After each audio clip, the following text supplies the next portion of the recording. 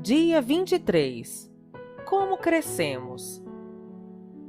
Deus quer que cresçamos à semelhança de Cristo em tudo. Efésios capítulo 4, versículo 15. O propósito disposto para nós não é que continuemos como crianças. Efésios capítulo 4, versículo 14. Deus quer que você cresça. O objetivo do Pai Celestial é que você amadureça e desenvolva as características de Jesus Cristo. Lamentavelmente, milhões de cristãos envelhecem, mas nunca crescem. Emperram numa perpétua infância espiritual, usando fraldas e sapatinhos de crochê. Isso ocorre porque nunca pretenderam crescer. O crescimento espiritual não é automático. É necessário um compromisso intencional. Você deve querer crescer, decidir crescer, esforçar-se para crescer e persistir em crescer. O discipulado, processo de se tornar semelhante a Cristo, sempre começa com uma decisão. Jesus nos chama e nós respondemos: "Venha, seja meu discípulo", Jesus lhe disse. Então Mateus levantou-se e o seguiu. Mateus capítulo 9, versículo 9. Quando os primeiros discípulos escolheram seguir Jesus, não compreendiam todas as implicações da decisão que haviam tomado. Simplesmente atenderam ao convite do Mestre. Isso é tudo que você precisa para começar. Decidir tornar-se um discípulo. Nada influencia mais sua vida que os compromissos que você escolhe assumir. Eles podem fazê-lo crescer ou destruí-lo, mas sempre serão determinantes para você. Diga-me com o que você está comprometido e eu lhe direi onde você estará em 20 anos. Tornamo-nos aquilo com que estamos comprometidos. É nesse estágio de comprometimento que a maioria das pessoas perde o propósito de Deus para a vida. Muitos têm medo de se comprometer com qualquer coisa e simplesmente ficam vagando por aí. Outros assumem compromissos superficiais com valores conflitantes, o que leva à frustração e à mediocridade. Outros se comprometem inteiramente com objetivos seculares, como enriquecer ou ficar famoso, e acabam desapontados e amargos. Toda escolha tem consequências eternas. Logo, é melhor que você escolha sabiamente. Pedro adverte: já que tudo ao nosso redor se derreterá, que vida santa e piedosa devemos viver? 2 Pedro, capítulo 3, versículo 11. A parte de Deus e nossa parte. Tornar-se semelhante a Cristo é o resultado de escolhas em conformidade com Ele, na dependência do Espírito Santo para consumá-las. Uma vez que tenha decidido seriamente se tornar semelhante a Cristo, você deve começar a agir de maneira diferente. Precisará se livrar de alguns procedimentos antigos, desenvolver novos hábitos e intencionalmente mudar o modo de pensar. Esteja certo de que o Espírito Santo ajudará nessas mudanças.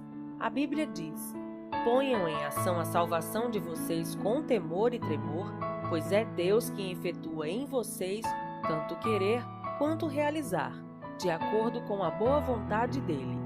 Filipenses capítulo 2, versículos 12 e 13. Esse versículo mostra as duas partes do crescimento espiritual: pôr em ação e efetuar. A primeira é nossa responsabilidade, a segunda é o papel de Deus. O crescimento espiritual é um esforço de cooperação entre você e o Espírito Santo. O Espírito de Deus trabalha conosco, não apenas em nós.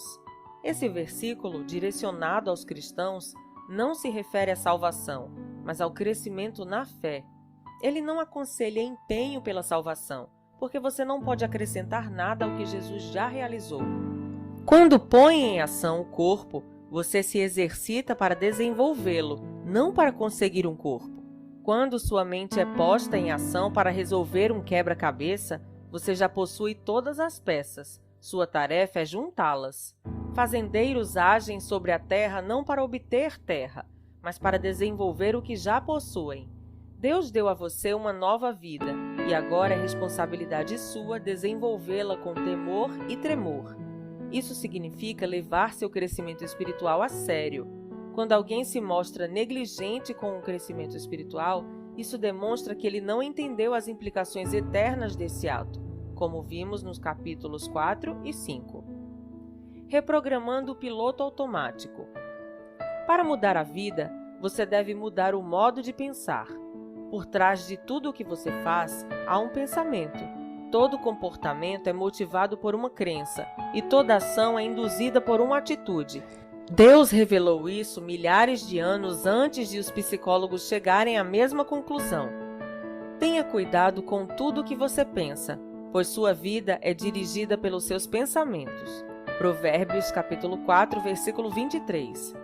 Imagine-se viajando de lancha no lago com o piloto automático ajustado para o leste.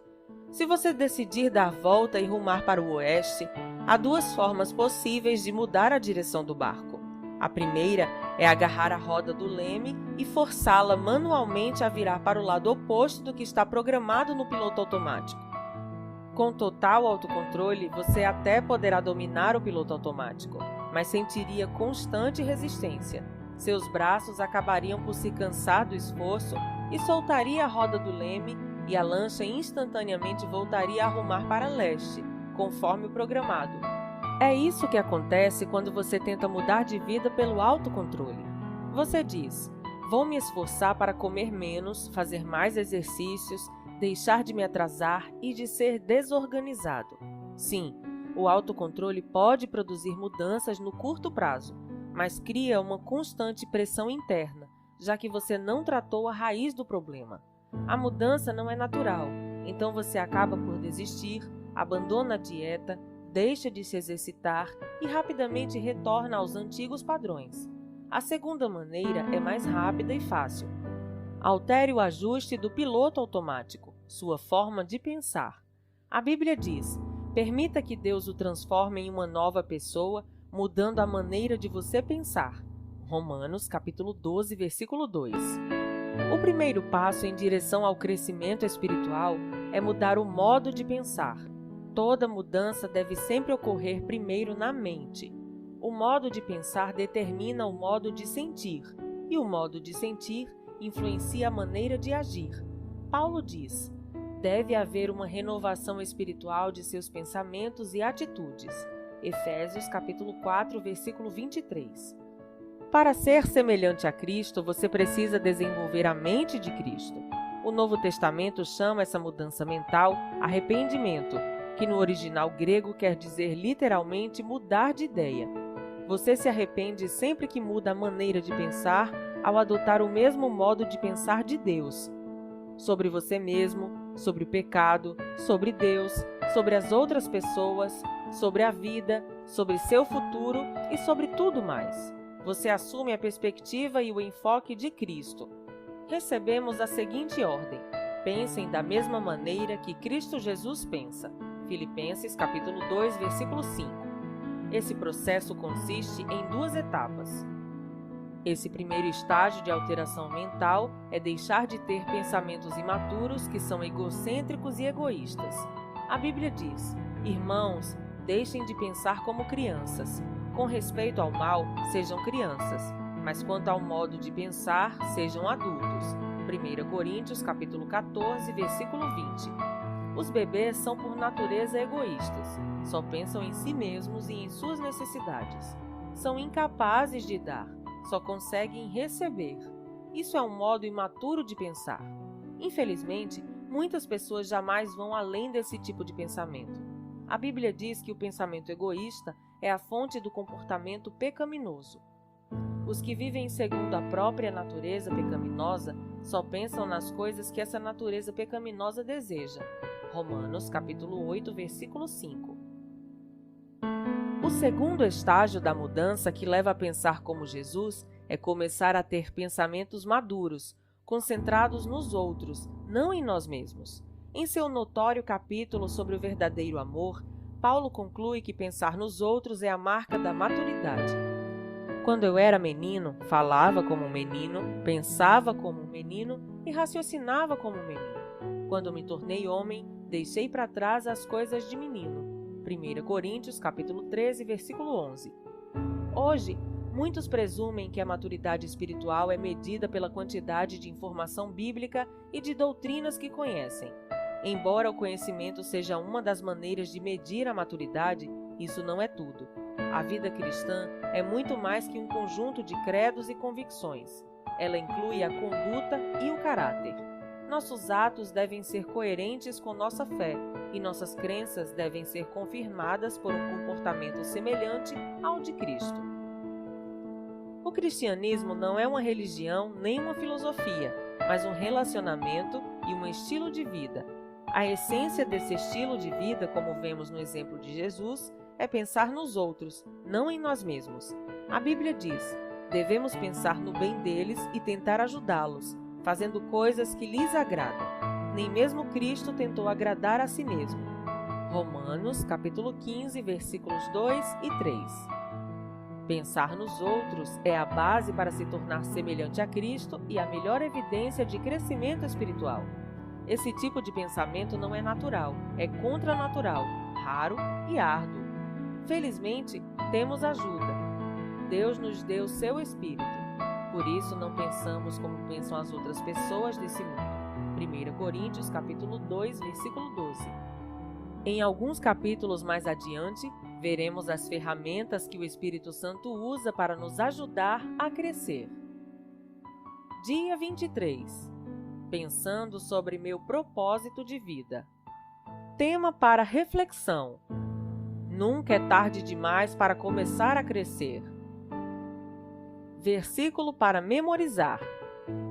Deixem que Deus os transforme por meio de uma completa mudança da mente de vocês.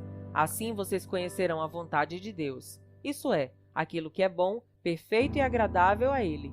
Romanos, capítulo 12, versículo 2. Questão para meditar.